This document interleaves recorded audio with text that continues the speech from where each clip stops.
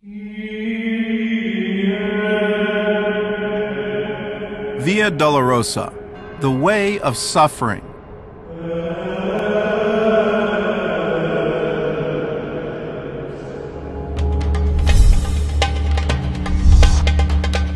Tradition says this is the street where Jesus took his last steps on earth.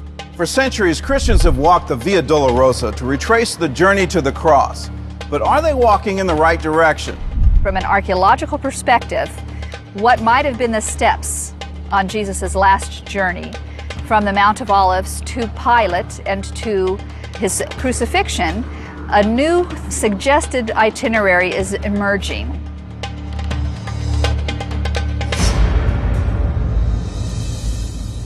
The Gospels tell us that Jesus spent his last night here on the Mount of Olives, in the Garden of Gethsemane. Here Judas betrayed him, and the temple guard arrested him. They led Jesus down through the Kidron Valley and up to Mount Zion, to the home of Caiaphas, the high priest. This is the road they would have taken. How do you know from an archaeological standpoint that this is the road that Jesus walked down? Since it was a main street and it leads down the Kidron Valley and up to the Mount of Olives, it's a very good candidate for Jesus to have taken that path. This church was built on the ruins of the house of the high priest. Under the house is a cistern, the prison where Jesus may have been held the night before he died. And it's a very interesting room. It's a cistern. It's carved out of the rock and made into a place that you can store water. But in this case, a prisoner could be lowered through that opening and would have no way of escape. It makes us think of the psalm where David writes, "O Lord, I've been cast into the pit with no way of escape." The next morning, Jesus was taken to Pontius Pilate, the Roman governor of Judea. This is where archaeology takes a detour from tradition. The real archaeology of Jerusalem began in a serious way from 67 on. And that means for the last 40 years, there's been the opportunity to really get down to first century Jerusalem and to find out where things lay in that city at the time of Jesus. This is Station 2 of the Way of the Cross. In Jesus' day, the Antonia Fortress stood here, the headquarters for the Roman army. Tradition says this was the place where Pilate put Jesus on trial. Archaeologists say tradition is wrong. We know that Roman soldiers were encamped in that area of the Antonia Fortress. The northwest corner of the city was a garrison for Roman soldiers who were keeping peace and watch over the Temple Mount. But of course, the governor doesn't live in the garrison with the soldiers. The governor lives in the palace with the gardens.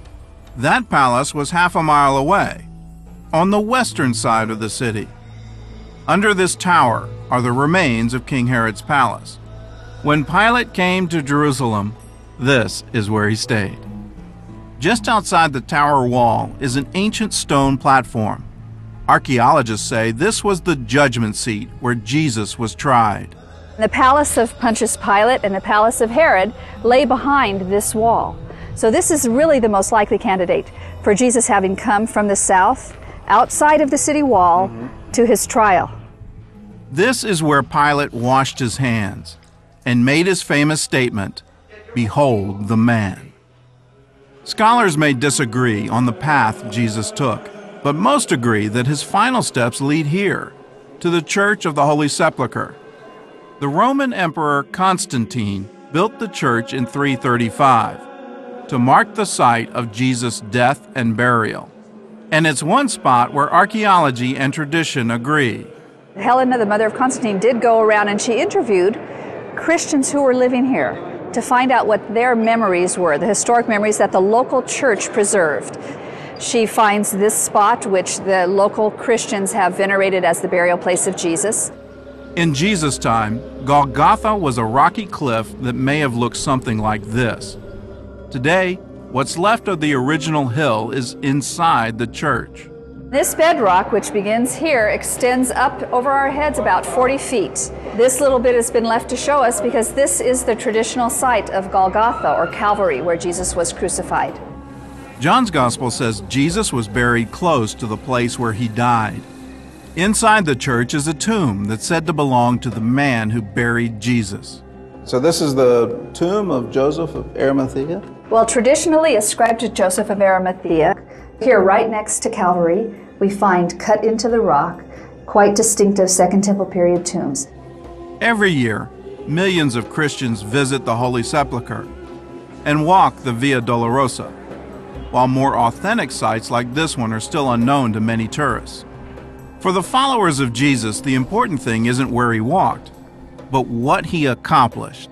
I think it's kind of ironic and powerful to think that when Jesus might have walked down this road the first time and he went to pray, yeah, and on the Mount of Olives he has to make a decision. Is he going to stay and see it through to his death, or is he just going to run over the hill? Because on the Mount of Olives you could go right off into the desert and never be found again. And he stayed, he had the victory in his prayer, and when he came back ready to lay down his life for all of us.